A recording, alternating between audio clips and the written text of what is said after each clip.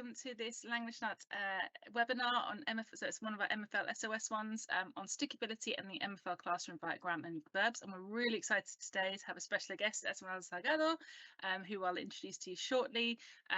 She did a webinar for us before, last year or the year before, and it was fantastic. Everyone loved it. And we've got loads and loads of people signed up, absolutely hundreds of people signed up today. So I know it's going to be a really, really great session. I know everyone's really excited.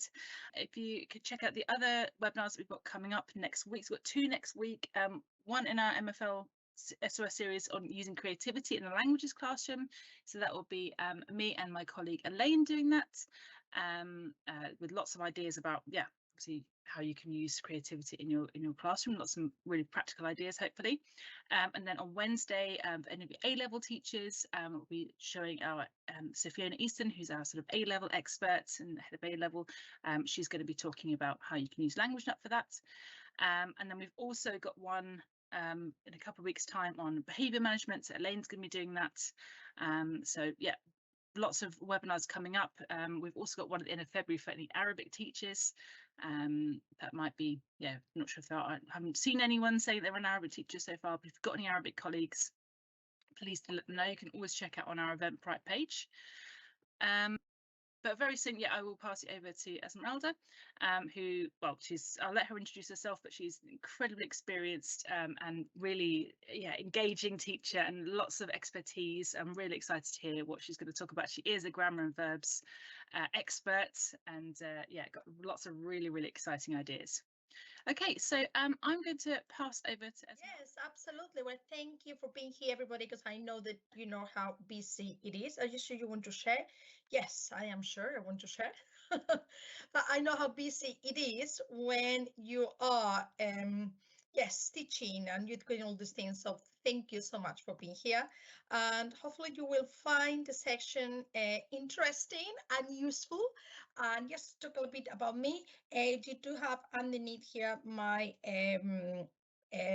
Twitter site, okay, my name, which is @Salgado, but also my email. So any ideas or anything that you want to discuss later on after the webinar, please just go there and just get in touch with me. Okay, and just only be just about very little about my background. I've been a teacher for 22 years. So what I'm going to show you today is going to be mainly for Key Stage 4, because I know that's what it is like the thorny or what is a little bit more difficult thinking about the GCSE exam, and everything is based on my own practice. So everything is things I've trialed and they have things I've seen amazing results with.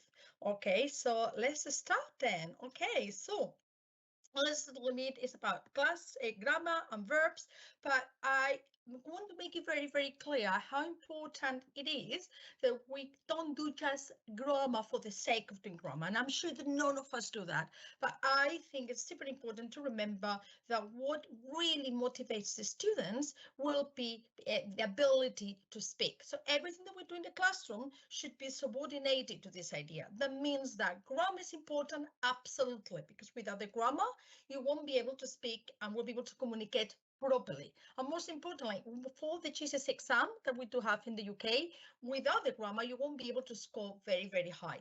But it has to be done in context. That's my experience. If it's done dry and out of context, it won't motivate the students. And what motivates the students is the ability to speak. And I always talk as well about these three elements of a motivation. And the first one is the content knowledge. And I'm not talking here about how good your French or your Spanish is, which is amazing, but having a very good pedagogical foundation behind the things that you do in the classroom. So you have a very clear structure. And for me, Rosenshine is perfect for that because it's like what everybody does in the classroom as a good teacher. And that, okay, I think that by doing that, the students will get a feeling of making progress. Lessons where I've seen there's a lot of structure, there's also progress. When you're making progress as well, what happens is that the relationships with the students gets better. And I think here it's very important as well to try to use games as much as possible, because that will give them a purpose to what you are teaching, and the purpose to the lesson, and the purpose to the grammar or whatever. It's just a game. So there is something, why they have to speak or why they have to use the structures that you are actually introducing. And then once all that happens, while you're making the progress, what happens as well is that the students little by little start increasing the confidence to speak. And at that moment, they become autonomous, and that's when the grammar and everything they've been learning comes together at the end of the journey. And it's still not going to be like perfect. It's not going to be like you're not going to have great students that speak with no mistakes at all, but is the starting point, and it's when things start turning around, I think. Also, I think when I'm talking about grammar, I want to talk a little bit very quickly, just a few seconds. I always do this in my webinars anyway, just to remember, just to remind people what happens with the long-term and the short-term memory and how we learn. Because we learn through the eyes, basically, through reading. We learn through the ears, through listening, and that's our sensory memory. Everything gets taken to the working memory. And that's what the students use in the classroom, the working memory. But what happens with the working memory is that it's very, very finite, and it's not very strong. So what happens, the things get forgotten. And probably you've seen this Ebbinghaus forgetting curve, that after 20 minutes, how much a student actually forgets. And I actually show this to the students, because some of the students come to me like, I am no good at Spanish, I'm no good at French. It's like, actually, it's nothing to do with good or not. It's that actually you will forget the stuff that we do in the lessons. So sometimes when we come to the notion of grammar, what happens is that we teach a grammar structure. It seems like the students get it, but then it comes, next week, or it comes, even next lesson, it seems that we have to start again. They've forgotten it all. They don't remember those endings anymore, and it's super frustrating. And that's absolutely normal, because that's how we learn. So we need to normalize that is what is happening. In order for anything to be really learned, had to be transferred to the long-term memory. And the only way we can do that is through loads and loads of practice. And also, in order to ease the way of the working memory, we need to avoid cognitive overload. And I always show to people this little thing here. This, you try to memorize the sequence of letters, okay? I don't know how many you would be able to remember, to memorize. So if I give you 20 seconds, people normally memorize about 10 of those letters in that particular order, maybe 6, maybe 5, 10 is actually really, really good. However, if I give you these letters now, which are exactly the same letters, but now like BBC, Fox, ITV, NBC, CBS, actually now it's easier to remember the letters, isn't it? Because they actually make sense within the words. So rather than 15 letters, now what we have is 5 words. So this is a little bit, this is a way as well to make sure that we avoid cognitive overload. And that's what happens with grammar. Okay, when we teach grammar in isolation. What happens is the students have to remember all these 1,000 rules. However, when we teach it together in chunks, and we teach it, in relation in the context with other words, actually what you're doing is that you are avoiding cognitive overload. So this is something, I keep very clear in mind when I teach grammar. To know more about the memory and everything, I recommend Memory, Whichever Language Teachers Should Know. This book is fantastic. And in here, you will have a link to a paper, which is very short, about all this fascinating thing about cognitive overload, which I think is very good, okay, as well, because I'm sure you will be able to pass this presentation to you. So once we got these things clear in here, what we got is to say, when do we teach the grammar then? So I've said a little bit how, okay, when do we teach it? So it's effective, okay?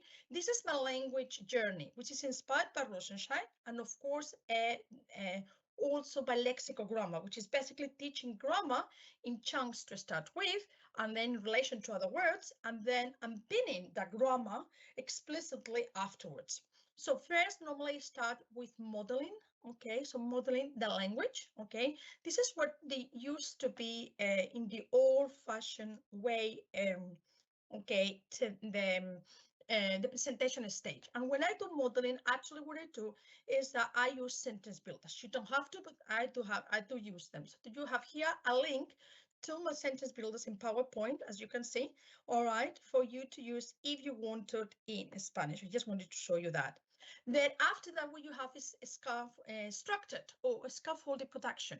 So you model the language and then you expect the children to start using the language. Okay, in my case, I do it with the sentence builders. At this point, the grammar is pretty much involved. As I said, it's lexical grammar is inside the words, inside the chunks. Okay, and at this moment, what I do is I tell children to look at the patterns within the sentence builder. And then the third stage is when I want the students to be able to manipulate the language. Okay, this is where you've been saying, you know your sentence builders really well, but I want to move on from here. I want you not to just to talk about I want you to talk about he or she. So this is the moment at this stage, when I teach grammar explicitly, inductively. And the way we do it, okay, is with a lexicogram approach. So instead of teaching, okay, this is what happens with lexicogrammar.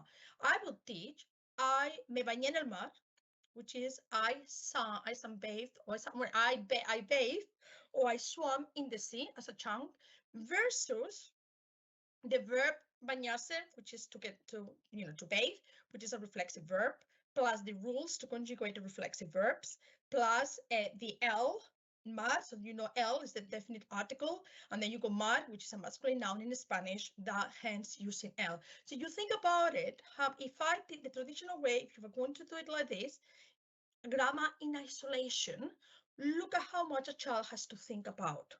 Okay, so this is what happens with the short-term memory. We talk about how short and how finite the short-term memory is. What happens is you get cognitive overload, and especially the low ability students cannot cope with this. Not even the high ability ones. They find it really, really hard to conjugate. What I do instead is when sentence builders, we would learn something like me bañé en el mar as a chunk. I look at the grammar here, a little bit of what does that, that's the past tense. What can you see from here? What type of verb was that? So that at that point, what we do is to look at patterns, okay? So, because there will be other verbs. Another ones would be the ER verbs. So we'll have a different ending. Why is it different ending? So I create a curiosity in the students, okay? And then later on, once they know this really well, they can put that into sentences, then we do the grammar explicitly in the stage 4. And then, of course, then finally, we do spontaneity and fluency activities that we also have to plan in the lesson, okay, where the students basically manipulate the language as fluent or as quickly as possible. When I talk about fluency, I'm talking about being very fluent. And all this because I always think about Rosh and Shine behind, the modeling process and the way I teach. There's a lot of checking for understanding. There is a lot of retrieval practice and this notion on how I'm going to help the students to transfer everything from the short-term memory to the long-term memory, especially when the grammar, which is just applying, applying a process. Okay, it's not just about recalling vocabulary. You need to apply. So this is basically what the approach I adopt. So we have inductive grammar. What do I mean by inductive grammar? Well, after a few lessons doing modeling and scaffolded production, and I have explained, okay, the students naturally have learned the vocabulary, okay, and the grammar in context, like me bañé en el mar, because as a chunk, you go here an example of a whole sequence of my sentence builders, how they would lead to this moment. And then what is beautiful about that is that when it comes to regular verbs, because I introduced the regular verbs already purposely in my sentence builders, the kids actually know all the common verbs, irregular verbs in the I person. So that's already, they know this by heart at this stage, okay? So this is a massive advantage rather than trying to make the students to remember, okay, and these verbs are irregular. So what do we do then? Okay, at this point, I'm going to show you a little bit of a lesson how I present this. Okay, so I do have here my lesson.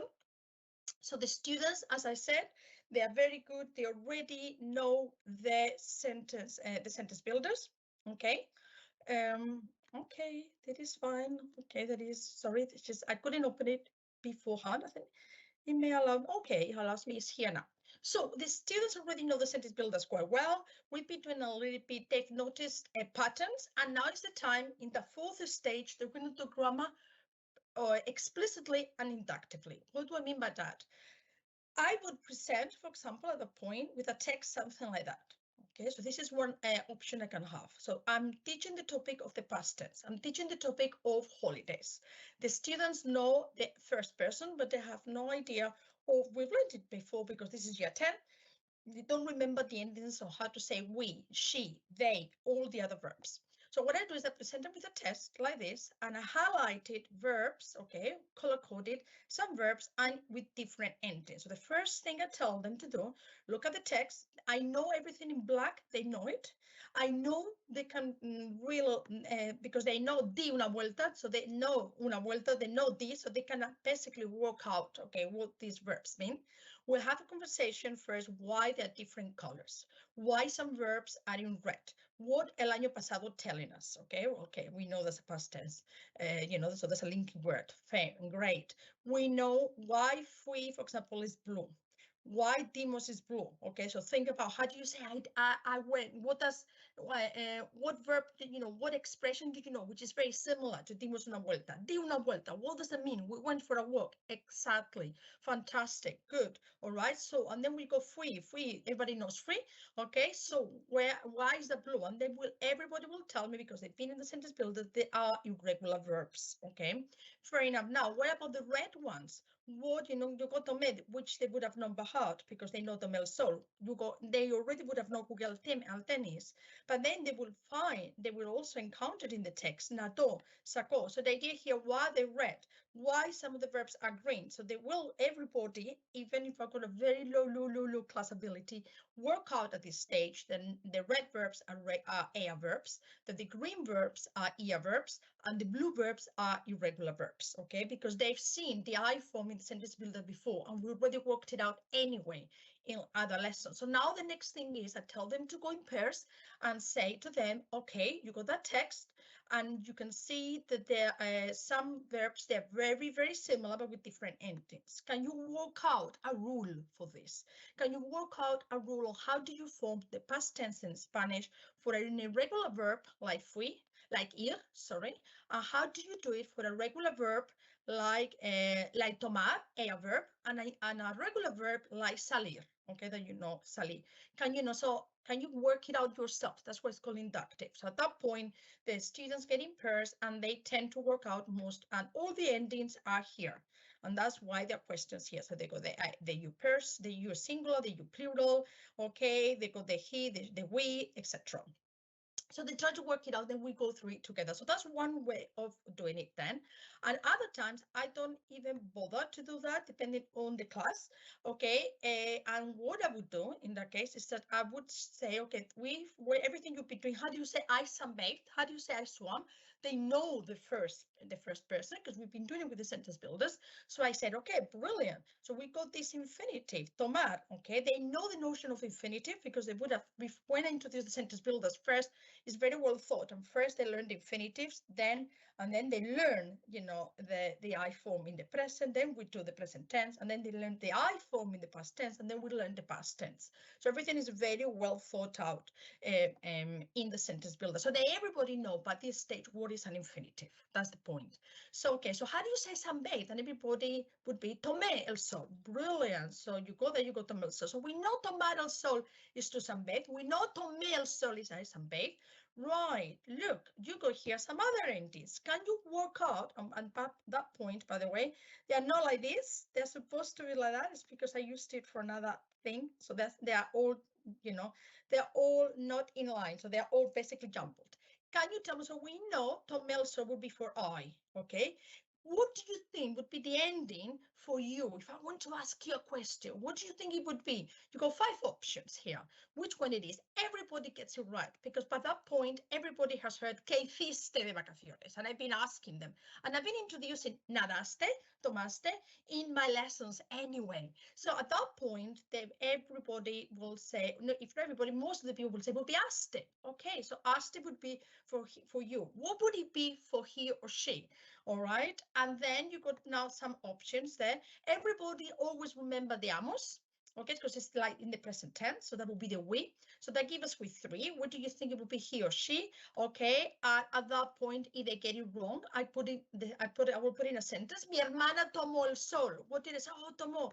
That point in Spanish, I also say, the importance of having the accent, because if you say tomó in versus tomo, which is the present tense, then we don't do plural, then we go they. So it's getting to the same point. You can do it with a text, or you can do it like that, whatever is easier for you. Okay, then we'll look in Spanish like semi-regular verbs, practicar, la practiqué, etc. And then we'll look up, ER verbs, and we do exactly the same thing. So I may do another lesson. So this is how we introduce it. Everybody gets it. I get at that point other verbs like, okay, sacar. So you go sacar. How do you think it would be?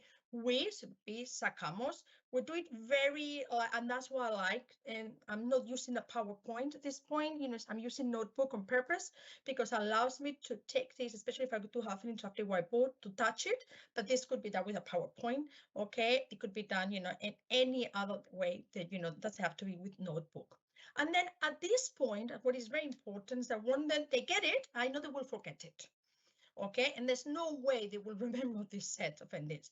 I put the ARs in 2 or 3 lessons, and then I will move on to ER, and then I would do irregulars afterwards. So at this point, what we do is that we do a lot of listening activities where I actually model the verbs. So I do a little bit what we do in a normal lesson with modeling and instructor production and fluency, but I apply it just to grammar. Okay, so what I will do is something like that. For example, battleships, like here, that I will present the students, and that was from one of my lessons. I give the students this sheet. This is on the board. I say verbs. Okay, so por ejemplo, tomamos el sol en la playa. So that would be B2, and the students have to write the coordinate. Okay, at this point, what I want them is, can they recognize the endings? I may use mini whiteboard. So I may say, saqué photos, and they need to write, I took photos. So I'm practicing before I want them to produce the endings and conjugate the verbs. I conjugate the verbs for them. Okay, not in a sentence, because I don't want to give them clues, because if I say mi hermana, okay, my sister, sunbathe, they know it will be the third person. So I just want them to see if they can really hear and they can recognize that an ending refers to a particular person. Okay, so one of the activities we'll show you more will be this one. And then that could take already a whole lesson. Then in the second lesson, we will go through the endings again. So we'll say, oh, can you remind me what was the endings? I would put this again all together. Okay, can you remind me why we got all these endings? So to go to infinity, what happens? How could it be?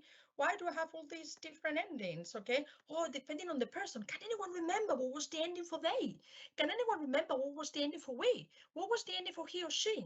Of course, it would have this as well written down, okay, in a worksheet. So it's a little bit of retrieval practice. And in the next lesson, instead of modeling, and that depends on the class in the classroom, I will start now wanting the students to actually conjugate in the verb. Okay, so at that point, I can use a lot of different techniques, which I'm going to show you. Okay, but one of them that works, one of them, for example, could be with task magic, which is just verbs practice. So this is peer conjugating drilling. Okay, and there are a lot of ways you can do this, and I'm going to show you. It could be just with mini whiteboard. I sunbathe, and you put it. I like task magic. Okay, I've used for many years, although this could be in a PowerPoint, because it gives, we can play some games, and then just use the flashcards at the point, and I created something like that. Dar una vuelta, we, and then everybody with the mini whiteboards write it down, and then they get the answer as a whole class, because you got 55 verbs, so that will take nearly a whole lesson. And then, so another one, use singular, viajar, and it would be viajaste. So we do it like this. At that point, every time they get 4 or 5 right, they get like a little sticker. So we make it like a game. All right, we make it sometimes in these mini whiteboards where we are competing one class, half of the class against the other class, etc. And then another lesson what you will need to do is I want them to move on to this retrieval practice and scaffolding practice.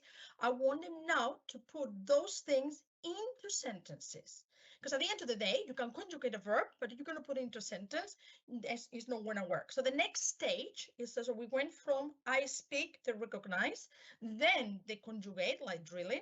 to now we do different activities, okay? And at this stage, what we do is we put it into sentences. And these sentences are very similar to the ones we've done with the sentence builders, but now it's not just about me, which was the sentence builders the learned about what we're about. Now I'm introducing we, the she, my dad, my whoever it is, okay? And at that point, I give them the initials. That works really well. And this is when I do differentiation as well. So we met new friends. They would have to apply now the verb, but they need to remember amigos nuevos. And then I would say, little Johnny is on the front, in front of the class. He's really good. How can you extend a sentence? Can you include now something in the present as well? So I'm starting now to retrieval practice from the present tense, so they can use the past with the present together, or the past with the future, whatever you've done before. I'm recycling it and putting it together so they can see the difference. Okay. And if some of the students are struggling, they keep to this. And then to the ones that really flying or they are better, I start pushing them. Okay, so that's a little bit that is the methodology. So I just want to show you now. This works really work for me, but I just want to show you now basically quite of well, first a little bit of what is the step guide and a lot of different activities that you can do at each stage. Okay, so but before that, this is my step guide. This is how I do it. Making the students work out the grammatical rule. Okay, you can do it just by putting jumbled endings, or you can do it sometimes with a text. Sometimes I use one or the other in no particular order because I fancy or because I know the children are going to cope better with one or the other.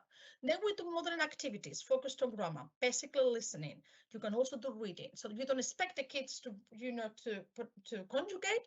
They need to recognize the endings, okay? And just verbs. That's what I do, not in sentences, okay? That's my approach. It works quite well because I want to see if they can remember, recognize the ending. Then we do a scaffolded practice, focusing on grammar. So we start with the drilling of the verbs, and quickly moving to sentence level. Okay, so the manipulation of sentence builders and interleaving of past topics, which is where I do, can you remember, can you put me something in the present tense, for example.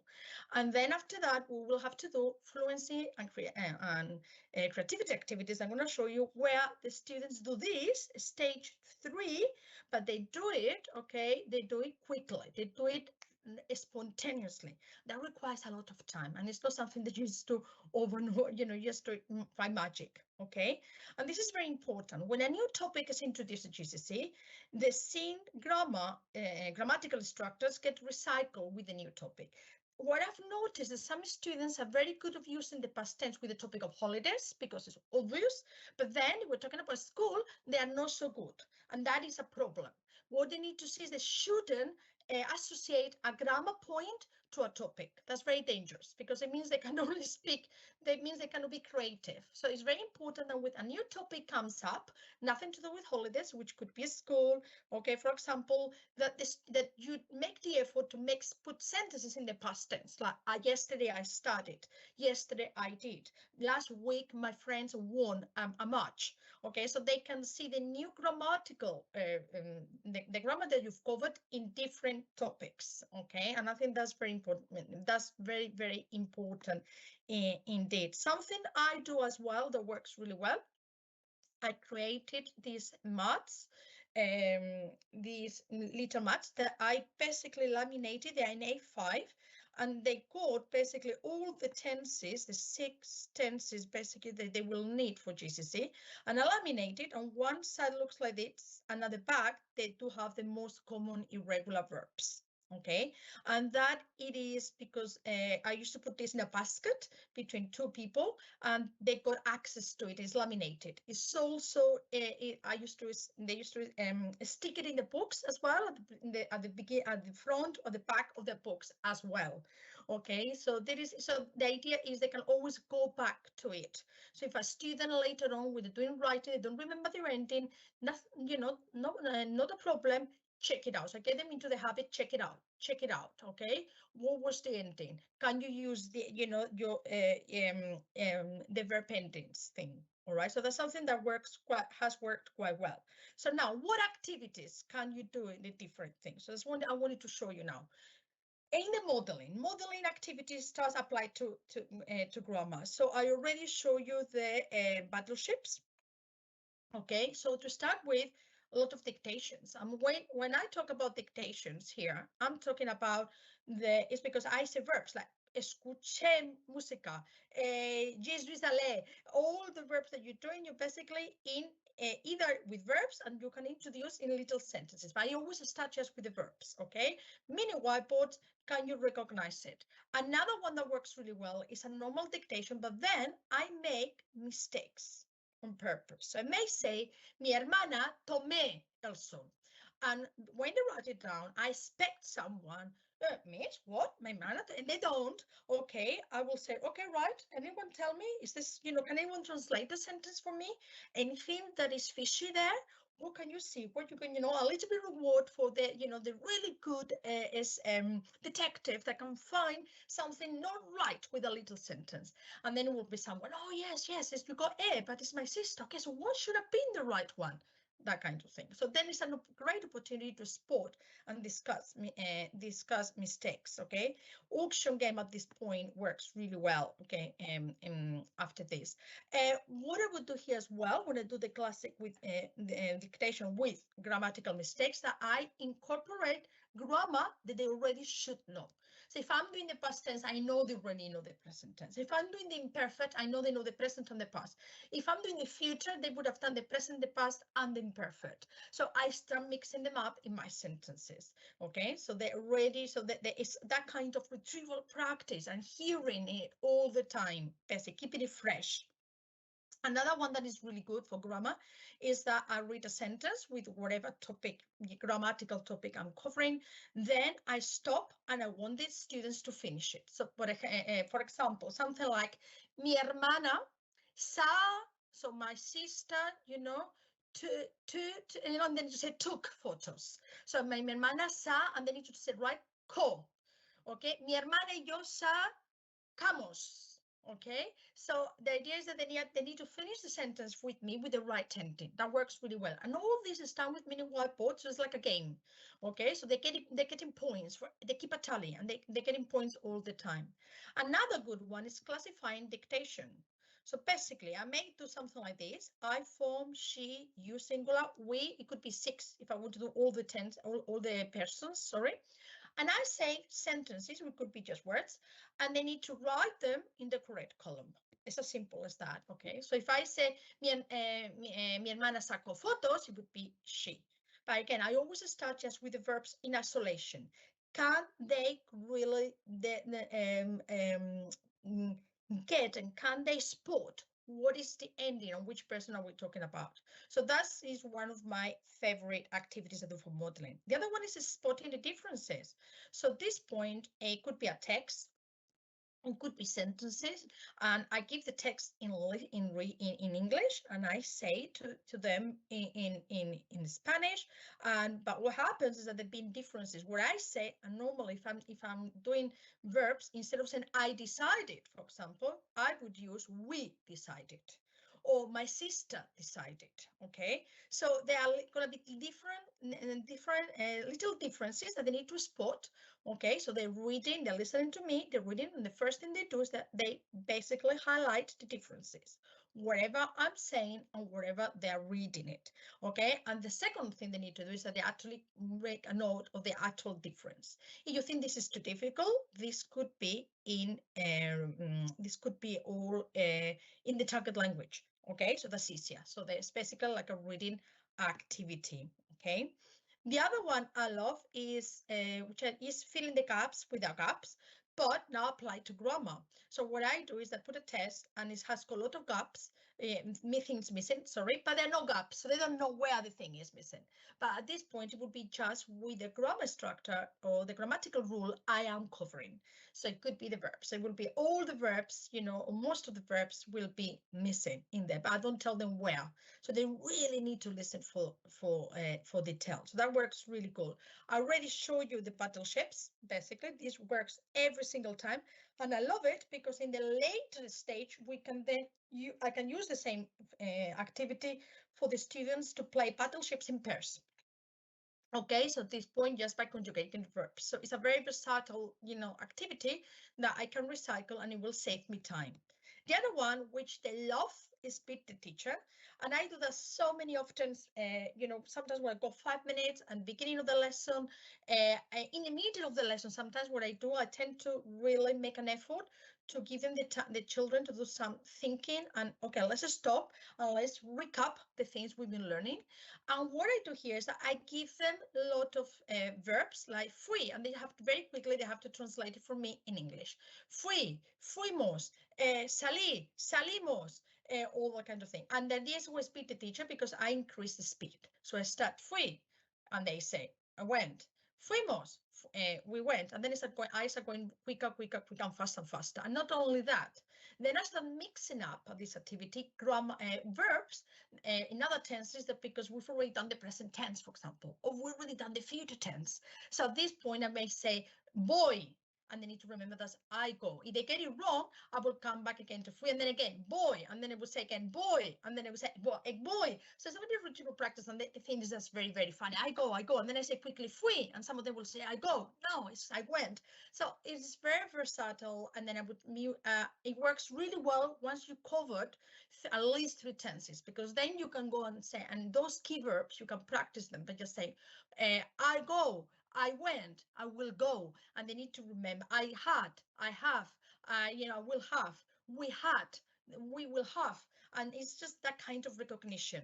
And this is something that we do in year all the way from year 7 really, but in year 11 it's a must, okay, to get them ready for the speaking and for the writing.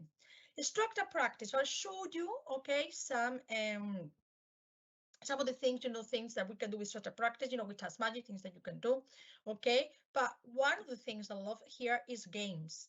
Any board game would be amazing at this stage, okay? And what you got here when you get the, because I will email this presentation to the lovely people from Languagenut, and if they are happy to put it in there, I'm more than happy. Otherwise, you can email me and I will email it to you.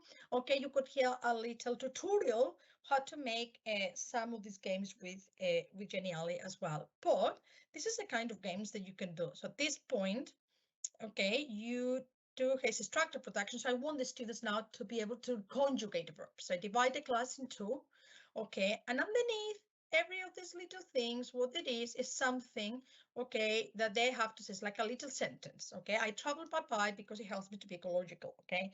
So now I'm putting the verbs. It could be just verbs. We could be verbs into sentences that I know they can cope.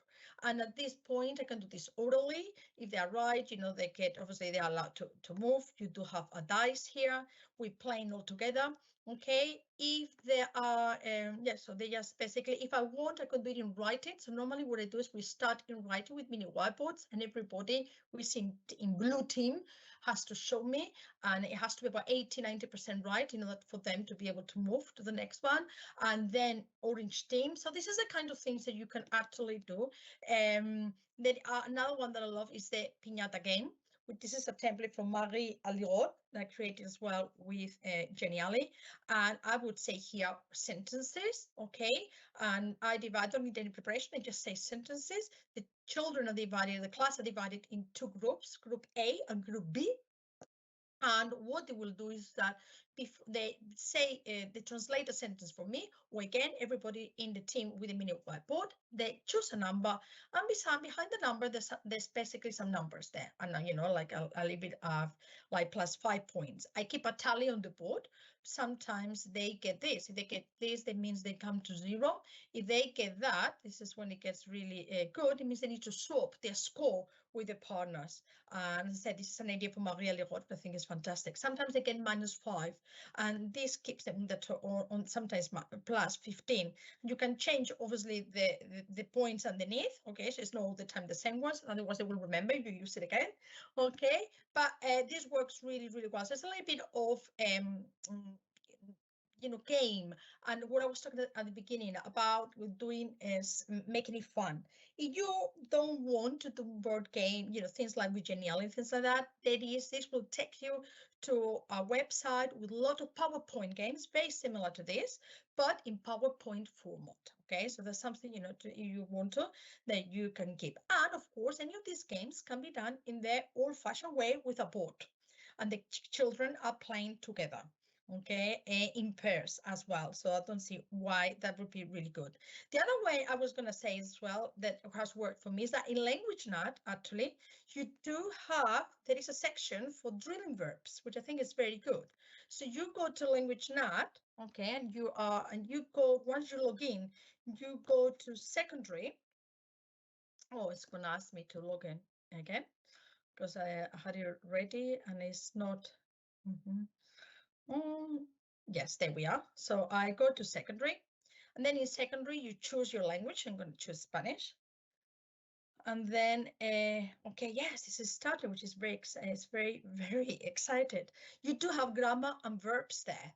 So another thing, I think this is really good, is that you can just do a lot of practice there as well. So you can choose, and I love this because that would be verbs that are not all of these verbs. They would have looked at it at the time, that we're doing it. And I don't see it as a problem. I think it's great because they're obviously high frequency verbs.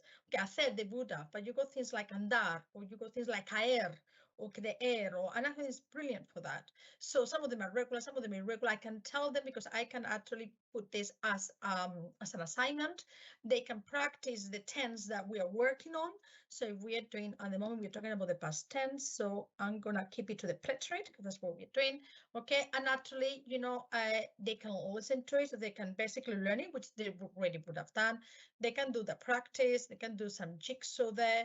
Okay, so again, it's about putting the right, endings in the right thing. And I think that works really well as well as a little activity in the class as well. So people can come to the board, to the front of the board to do this, or they can do it independently in the computers or in the computer room. So that works really, really good. Battleships, I already showed you, but now you can use the same thing, the same board as before, or sometimes I move it like this. This is basically what I've done. So this is a board I created, and the students, this is the sentences, and I give them the infinitive. They know they have to be in the past tense, okay? And this is quite, this actually is with irregular verbs, okay? And then I got yo, mis amigos, mi hermano, tú, we would be pregunta, that would be a question, and vosotros in a question as well. They play basically 10 ticks, and they need to find out where the ticks from their friend is, or the partner, by creating the sentences. That always works really well. And I always give a little bit of a challenge. Okay, if you feel confidente, and extend your answers even more.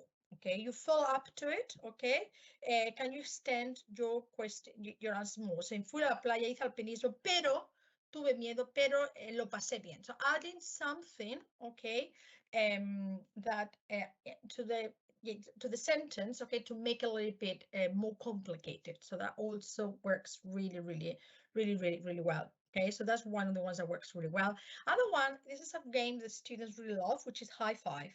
And here I show 20 verbs on the board, and the verbs are in English in small sentences. It could be just the verbs on their own. Okay, it's up to you. I do it in small sentences, and I give a paper to each student, and every student in the copy one of the sentences from the board in the paper, or they just, if you are in the number, they just write the number.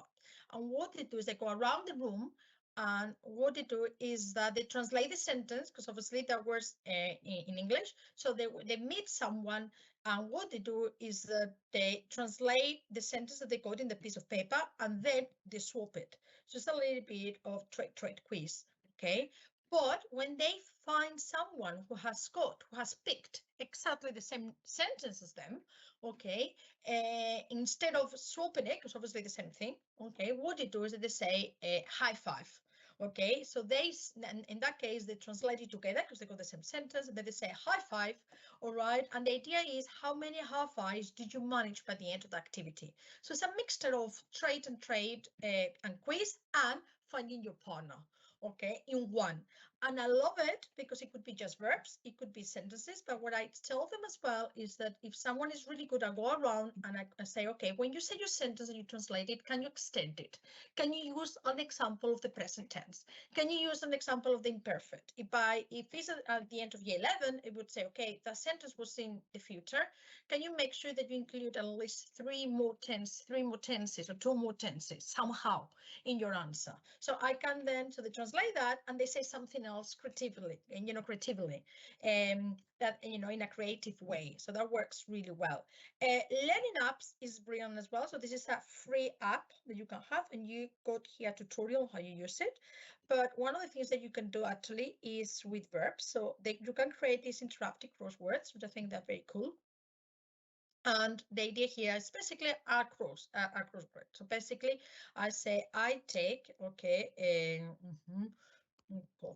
right, and they will tell you if it's right or it's wrong straight away. So I travel, viajo, so you got different things in there. And then what I tell them is that they create the crossword, okay, in the computers, and then they do a screenshot to show me they've done it. And then what they have to do when they complete it, all of them, which is 14 of them, they have to create then a little paragraph using all the 14 verbs that are in there somehow. Okay, in the tense, in the form, in the paradigm that actually showing. If it's a third person, it has to somehow talk about third person. If it's we, somehow in there. So that works really well because it's the conjugated. So that works really well as a starter activity, but then leads very nicely to a writing activity. Okay, write a paragraph or a little 100 words with these verbs in there. Okay. So that works really, really well. The other one is categorizing. That works really well as well.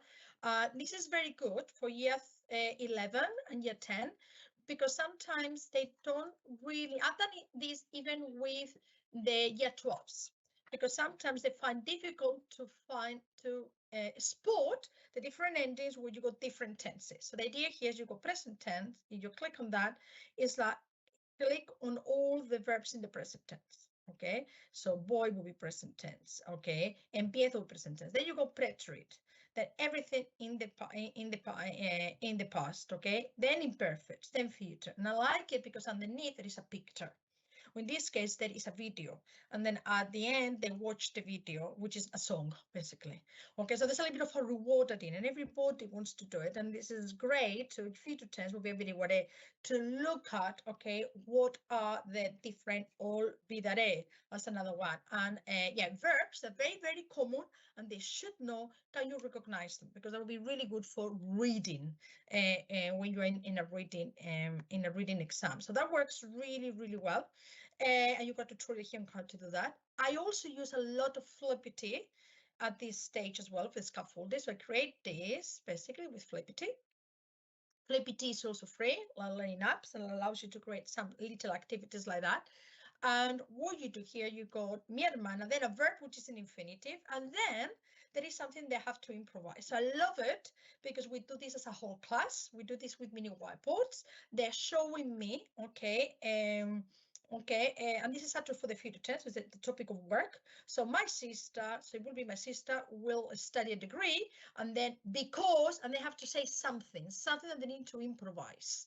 Okay, right? And I think that is that is very good. And then there are different ways as well of using porque or because, puesto que, given that, etc. Mis amigos y yo, tener un año sabático. We will have a sabbatical, okay? And then to say mis amigos y yo tendremos. So they put it down there. They get points again. They can play against each other, you know, with teams. Then what I do, if you are lucky enough to have the students with the computers in the classroom, you share the link, and then once we do it together as a class, they can play this together, one in pairs, orally. Okay, which I think is very good. And even better, once you got this, you can then get this and copy their URL and send it to them as homework. And then we're at home, what they have to do is like write 20 sentences, okay, in the future, you know, by just clicking, you know, the board. Okay, just by clicking the randomizer.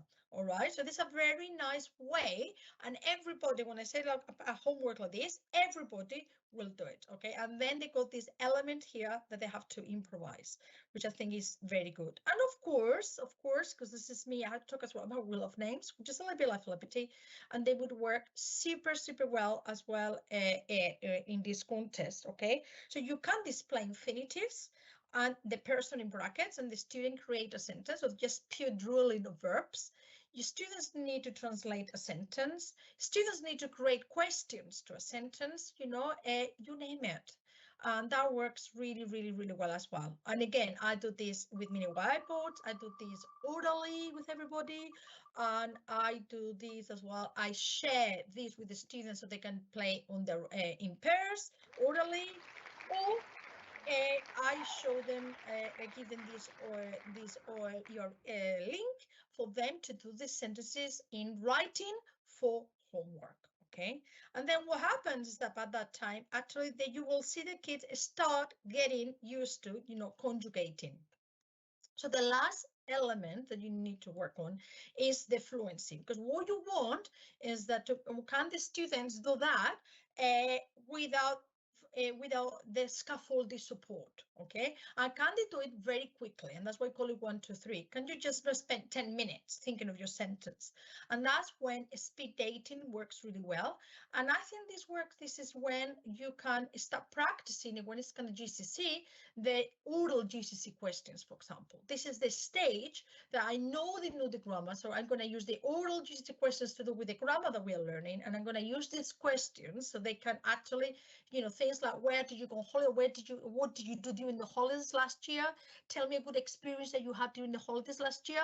So I'm giving them more open questions where they need to be more creative. I'm not giving them now, okay, this is what you have to say. It's not translation activity, and of course they will have to conjugate the verb because they will need to say I did this wherever. And then that's when I do a speed dating. It works really well. People put place in front of each other.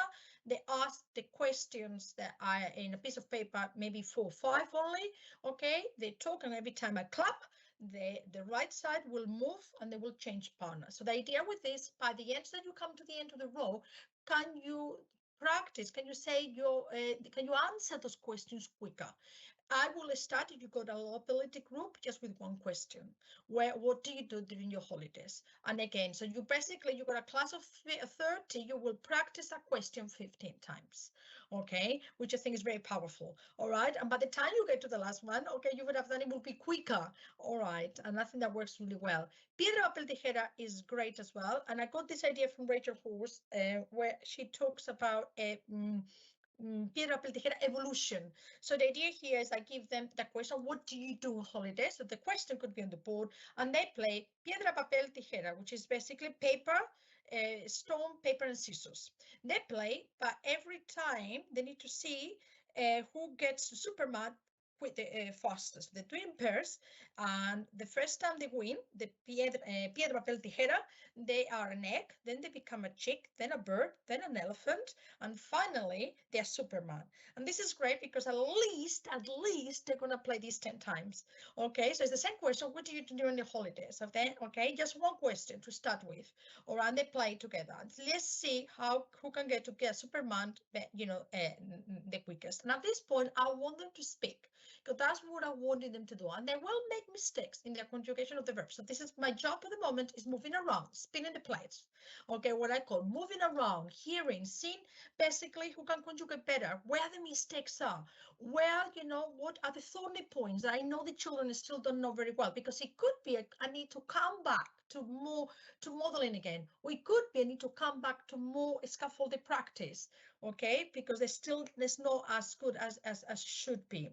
The spider game is another wonderful activity as well, which you do that question again. So you got what do you do during your holidays? And you got a ball, you got your ball, okay, and then what you do is that you throw the ball at one of the students, and the students will answer the question, okay, and they can hold a little bit of a thread, and the student will pass the ball to another person. So at the end you create a spider thing.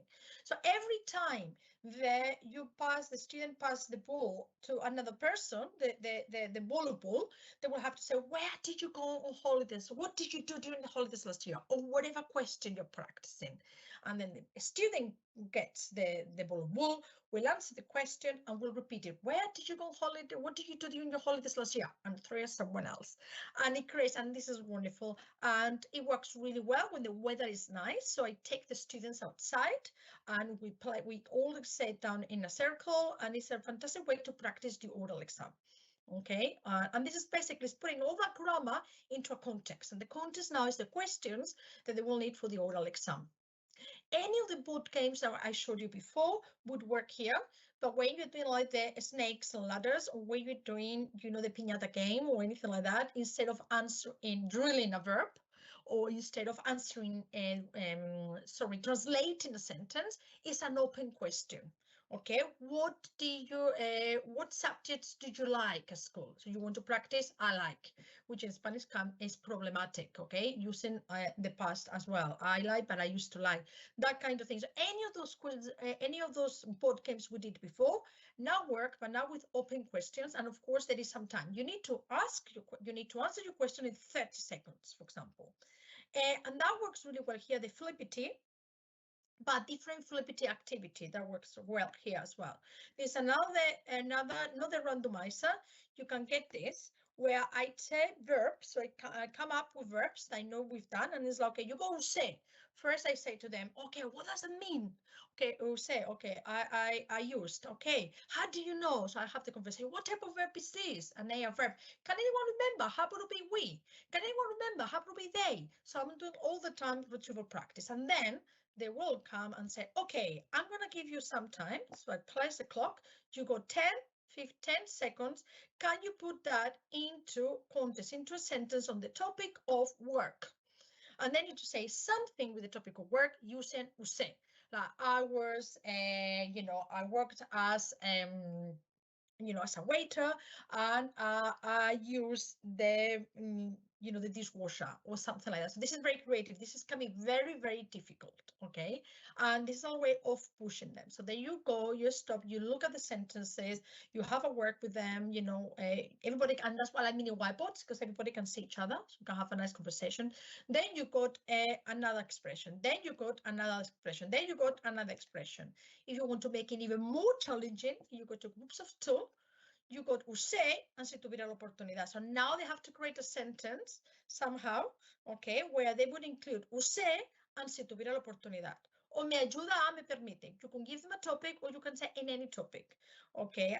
So that's very powerful, and they need to do it within a limited of time. So we do this first in writing, because this is quite hard, and then we move to speaking. And then if you want to make it harder, 3. Make it harder, groups of 4, a paragraph using all these. So I think probably you get the idea. And the other one is very, I love as well at this point, is a walkabout bingo.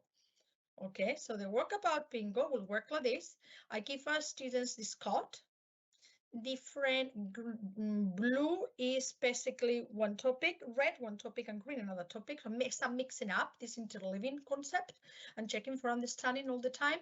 And the students they have to put the grammar into practice. They go around asking these questions to everybody. They write the students they talk to, and it's a bingo walkabout, because at the end, the person who speaks to all the students the quickest is the winner, and is a winner of the bingo walkabout. Okay. And this is very good. It works really well as well if students can take notes in English, okay, or what their peers are saying, or any high impact expressions, or anything they hear from the partners that they said, oh my God, that was a really good answer. So they are learning from each other. Just to finalize as well, I actually put this in Twitter today, how important it is to practice grammar, to put into context, like how you can do that with the photo card.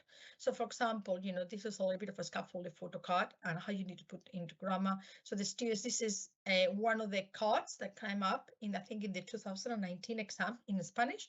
So the couple in the cinema, and they click on that, and then we go through this together. So the first we do the scaffolding. So I told them here, ¿qué hay en la foto? This is a model answer that will be really good. Okay, and obviously they go to verbs that they have to conjugate. So this is when they're showing me, this is the checking for understanding how many, so there's as many opportunities as possible for them to practice all this, and they translate it for me. So number 2 would be, again, they translate it. Question number 3, and they have to translate it. And then question number 4, because in the photo card there are 5 questions, and question number 5, okay, because there are 5 questions. And then what they do, so we do this together. We do this with mini whiteboards as a scaffolding. And then what they do is that they go to either to a computer room or at home using Vocaro. They will listen to the question. So they will read the question, okay, in a photo, and without writing anything, they will make something, their own version of it.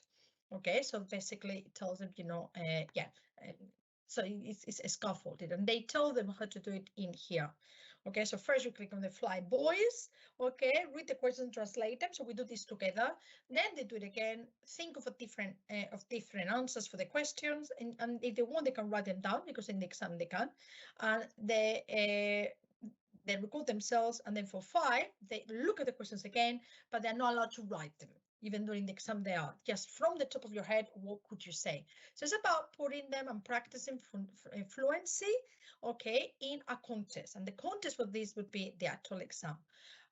Just to finish, the important thing for all these to make sense, for all these to really sink in, that is, you need to retrieve the grammar powers, the practice in all different contexts. Super important, okay? Because in the exam, if they can conjugate the verb accurately, it will translate into grades. In order to get the highest grades in the writing or in the speaking, they need to conjugate, in order to access the right content of the language, then and of course accuracy, they need to conjugate, they need to express this present, past, and future. So that retrieval practice is vital, and that's why normally with wheel of names, flippity, all this thing, I use that as part of my teaching routine every single day, okay, or the beat the teacher. So those key verbs, I know which ones they are. I went, ir, hacer, tener, they know them by heart. Okay, so I think that is very, very important. And it's about giving students superpowers, okay, at the end of the day. And I think that's it. And of course, these acknowledgements, because this is people that have inspired me with all these activities and everything I talked about: Tom Sherrington, Pooja Agorby, and Patrice Bain, Gianfranco Conti and Steve Smith, Florencia Honshaw, Maris Hawkins, Kate Jones, Sean Allison, Annie Thorpe, and Rachel Horst, that I am got into it. And actually, as I had forgotten, this is the presentation. So you really if you liked it, if you want to have a look, you want to have access to the materials, if you scan your QR code now, you will have access to it. And I am so sorry and apologize because I spoke really fast, and probably this would require to do in a couple of hours with everybody, practicing at the same time, asking questions in between. But I'm aware of the time, so I'm just giving some time. Is that right, Zoe? Giving some time for people to... Yeah, that's brilliant. Thank you so much, Esmeralda. That was absolutely brilliant. Yeah, it was so interesting. I really loved the way that you showed us, really specific details about going through the lesson. I found that particularly helpful. I'm sure lots of us did as well. So we're basically coming to the end. If anyone does have any questions, speak now or forever hold your peace. Put them in the chat. So now I just had a couple of people asking about the slides being emailed, but obviously you've got them there, so that's the QR code. Yeah. So that's brilliant.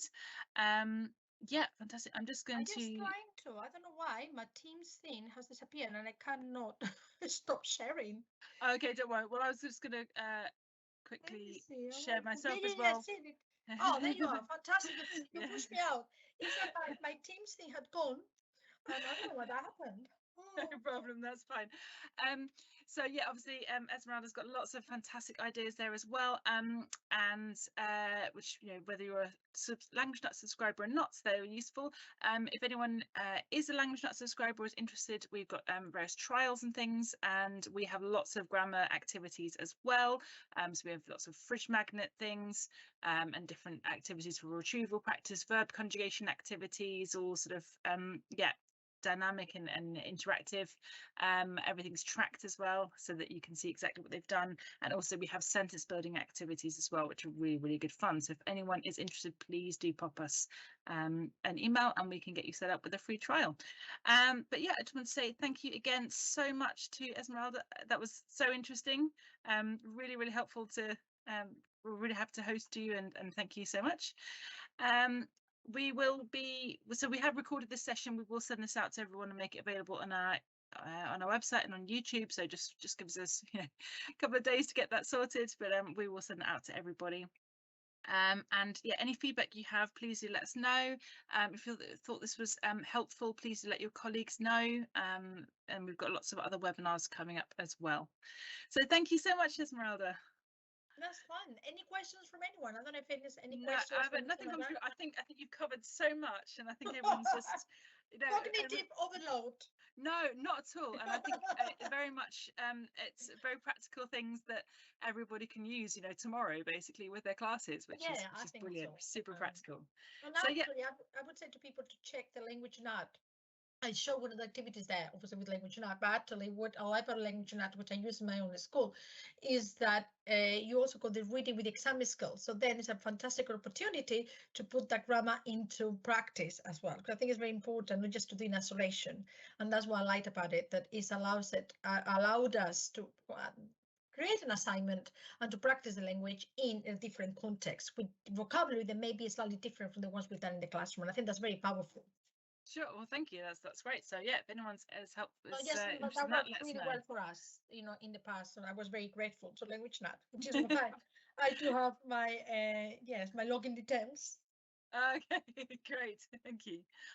Okay, well, thank you very much, everybody. I'm going to end the session there, and yeah, please do get in touch if you have any other questions or would like a trial. Thank you very much.